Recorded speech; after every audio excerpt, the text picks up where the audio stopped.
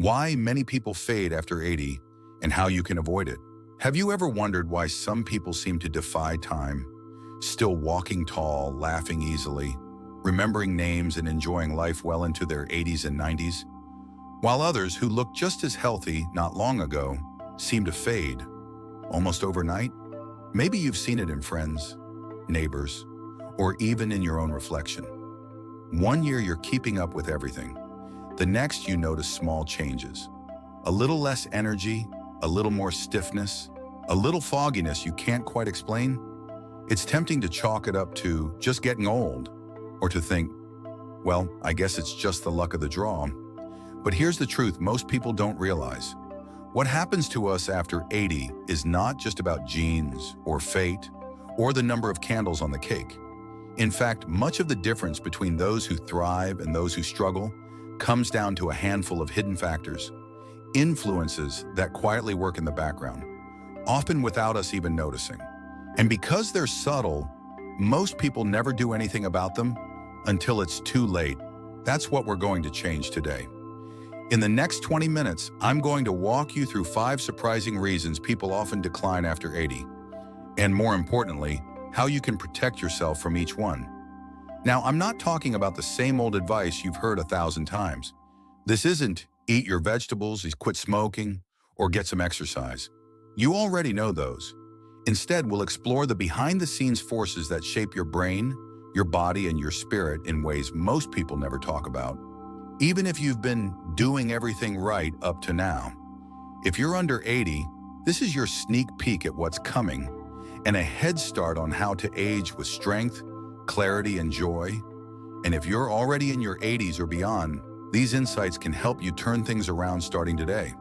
So grab a cup of tea, settle in, and stay with me until the end, because these 5 factors could make the difference between just getting older and truly living well.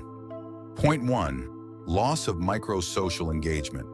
Let's start with something almost nobody talks about, yet it might be one of the first invisible signs that life is starting to narrow after 80. It's not about your closest friends or your family gatherings. Those are still important, of course. This is something smaller, much smaller. It's called micro-social engagement. Now that might sound technical, but it's really just the tiny, everyday social moments that slip into your routine without you even planning them. Think about this for a moment. The smile you give to your neighbor while collecting the mail. The quick, cold out today, isn't it? To the grocery store cashier. The nod you exchange with another walker as you pass on the sidewalk. The brief chat with the man sweeping his driveway as you stroll by. They're short, they're casual. They don't feel like events. But in the background, they're feeding your brain and your body in ways that science is only now beginning to understand. When you have these little moments, your nervous system gets a gentle regulation boost. Your heart rate steadies, your brain wakes up, and tiny doses of dopamine and oxytocin, your feel-good chemicals, get released. You feel just a little more human, a little more alive. And yet, here's what happens after 80. You might stop going to the store in person and start ordering online. Maybe your hearing makes those quick chats harder to follow, so you avoid them. Or your knees feel unsteady, so you walk outside less often. Sometimes it's just convenience. Why bundle up for a stroll when you can stay warm indoors? One by one, these small interactions quietly disappear, and when they do, something inside you starts to change. At first, it's subtle. Maybe your days feel flatter, or time starts to blend together. But inside your brain, the networks responsible for connection, attention, and memory begin to weaken. Without those quick, I see you, you see me moments, your brain gets fewer reminders that you're part of a living, breathing world. I once knew a man named George in his late 80s. Every morning, without fail, he walked the same route to a small corner coffee shop. He'd buy the same drink, nod to the same 3 people on the corner, wave to the woman watering her flowers, and sit at the same table for 15 minutes. One winter, after a bout of bad weather and a sore hip, George stopped making the trip. He thought it was no big deal, just a pause until he felt better. But weeks turned into months, and something shifted. He felt more tired, less motivated. He stopped following the local news. His daughter told me later, It's like the light went down a notch. When George finally started walking again, it wasn't the coffee that lifted his spirits. It was those tiny connections he didn't even realize he'd been missing. Here's the lesson.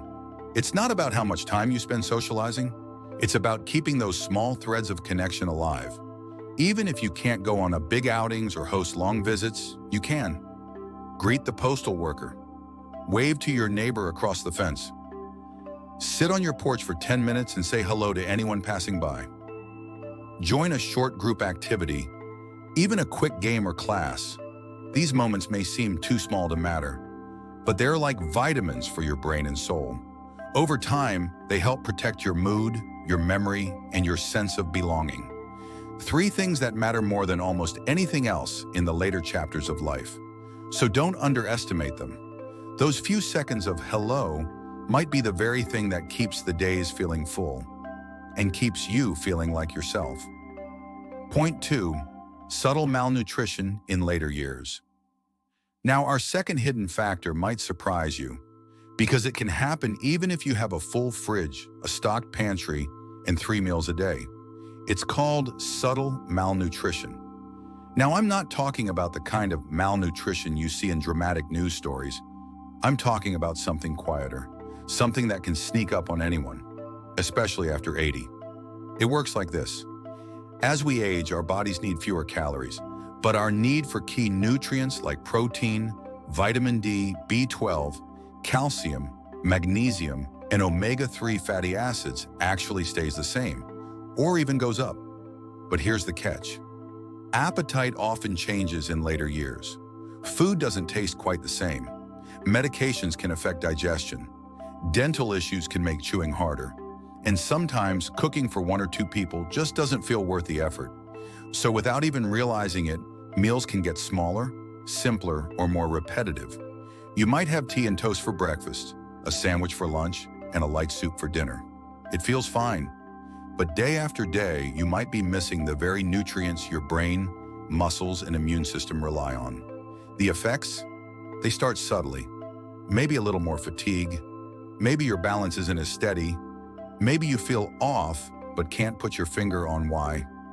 Over months or years, it can snowball into muscle loss, slower healing, memory issues, and even a greater risk of falls or illness.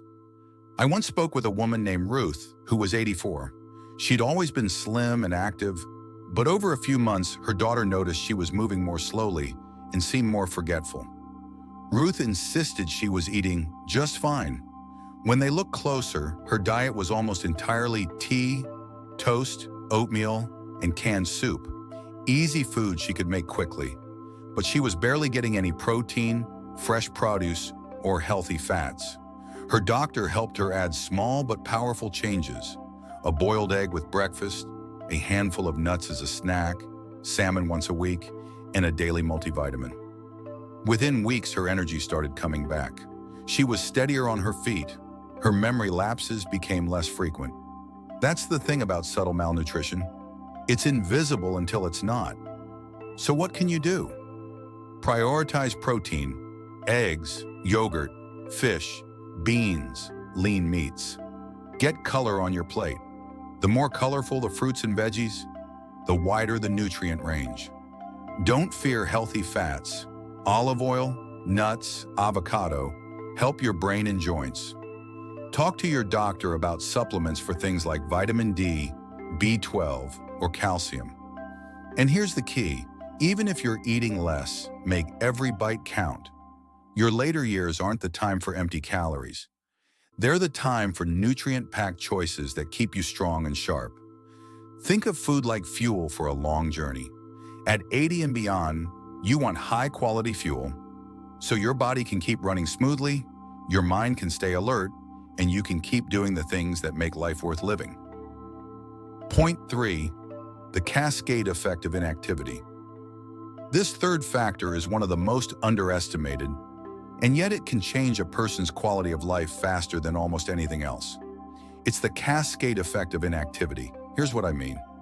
When you stop moving, maybe just for a short time, it doesn't just affect your muscles. It sets off a chain reaction through your whole body. And sometimes that chain is hard to stop. It often starts small. Maybe you skip your daily walk because of bad weather, or you avoid a trip to the store because you're feeling a little stiff, or you sit more because you just don't have as much energy. No big deal, right? But here's the thing. Our bodies are designed to move every day, and after 80, even short breaks from movement can have outsized effects. When you stop using certain muscles, they begin to weaken within days. That weakness can make it harder to get up from a chair, so you move even less. The less you move, the more your balance declines. Your circulation slows, your joints stiffen. And just like that, what started as a week of taking it easy turns into months of reduced activity and a much harder climb back up. I've seen this happen many times. A friend of mine, Walter, was 82 when he caught a mild winter cold. He decided to rest up for a couple of weeks. He skipped his walks, skipped his stretching, and stayed in his recliner most of the day. By the time spring rolled around, his legs felt heavy, his back ached, and he was winded just walking to the mailbox. It wasn't the cold that slowed him down. It was the cascade effect of inactivity. And here's something even more striking. Research shows that older adults who cut their daily steps in half for just 2 weeks can lose up to 10% of their leg muscle strength. That's enough to make stairs harder, increase fall risk, and sap confidence in everyday movement. The good news? The cascade works in reverse too. Just as inactivity can spiral downward, consistent movement, even in small doses, can rebuild strength, improve balance, and boost energy. So how do you keep moving, even on the days you don't feel like it? Think little and often. You don't have to walk a mile. You can march in place during TV commercials, stand up and sit down 5 times in a row, or take a slow lap around the kitchen. Mix balance and strength. Light resistance bands, gentle yoga, or even holding onto the back of a chair for calf raises can keep your muscles and reflexes sharp. Keep it social. Invite a friend or neighbor for a short walk. You'll get micro-social engagement and movement at the same time. Here's the takeaway. The more you move, the more you can move. And the less you move, the faster the body decides to adapt to doing less. After 80, movement isn't just exercise. It's a maintenance for independence. It's the difference between being able to choose your activities and having your activities chosen for you. So don't wait for motivation. Build movement into your day like brushing your teeth. Something you do automatically, without thinking. Your future self will thank you. Point 4. Underestimating the mind's need for challenge. This next factor isn't about your body. It's about your brain. And it's one of the sneakiest reasons people start to fade after 80. It's underestimating the mind's need for challenge. Now, when most people hear keep your brain active, they think about crossword puzzles, Sudoku, or maybe a trivia game. Those are great, but here's the truth. Your brain is like a muscle. To stay strong, it needs to be challenged in new and varied ways. The trouble is, after a certain age, life can get, well, a little predictable. You already know your routines. You read the same section of the paper. You talk to the same people about the same topics. And without realizing it, your brain is getting less novelty, less stimulation, less stretch. Why does this matter? Because your brain's plasticity, its ability to grow new connections, is driven by effort. It thrives when you're slightly outside your comfort zone, working to figure something out, learning something new, or engaging in unfamiliar territory. I once met a woman named Helena who was 86. She told me she felt foggy in the mornings, even though her health was good. Her doctor suggested she join a local art class. Helena had never painted in her life.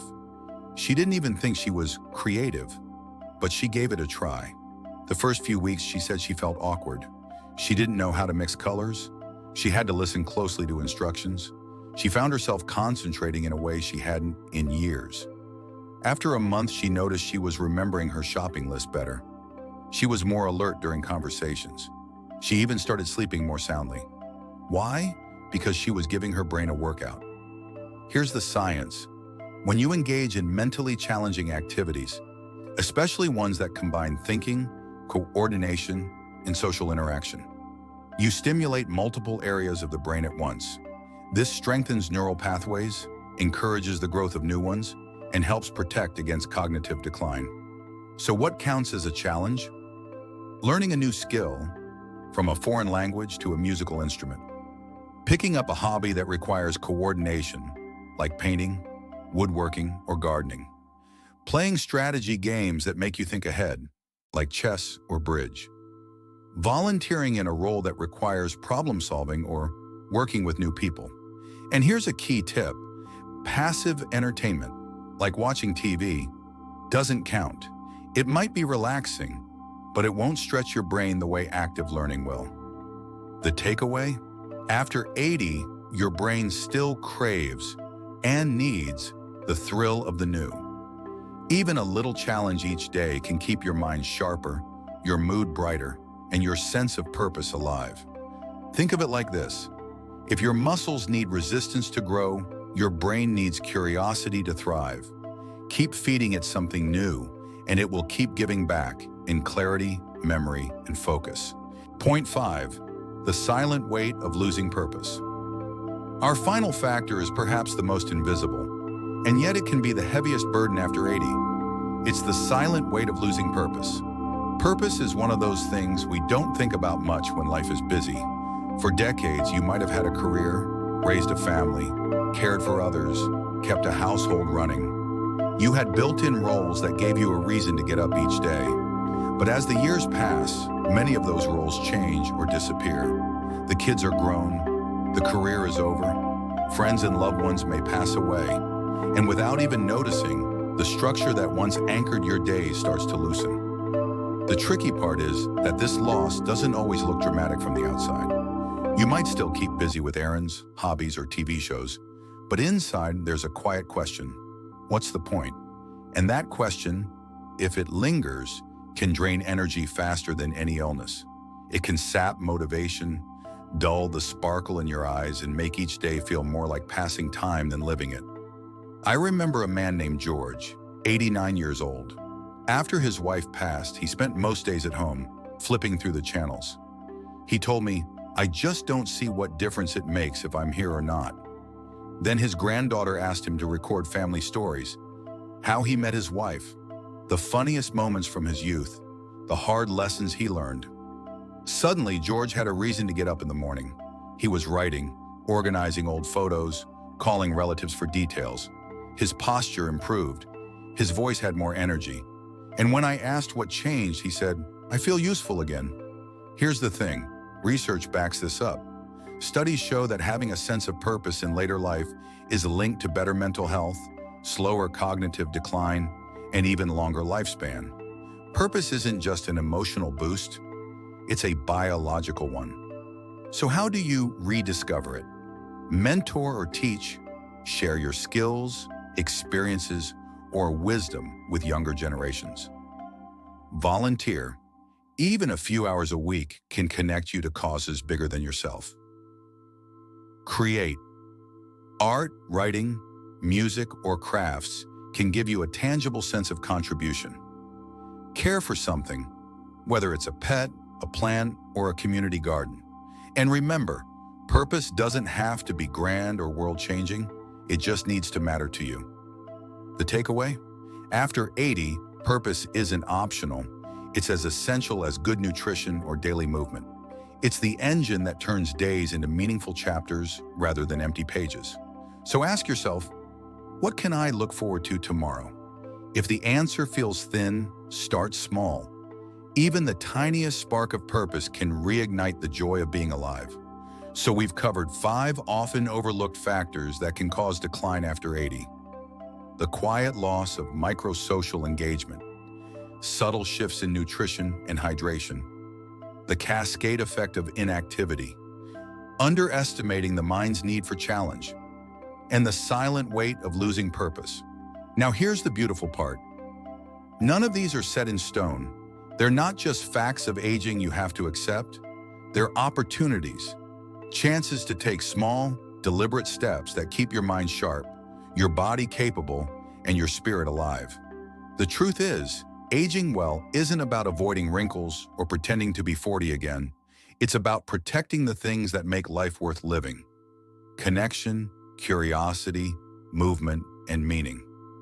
If you're under 80, you now have a blueprint to get ahead of the curve.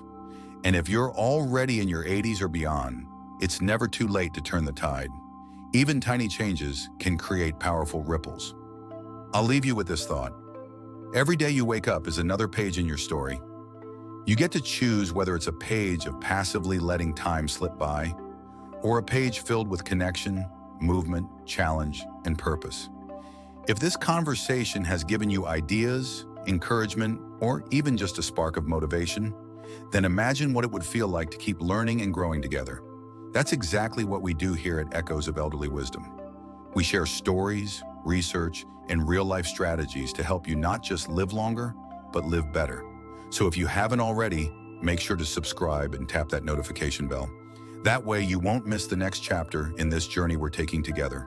Until next time, take care of your body, feed your mind, nurture your spirit, and keep writing a story worth telling.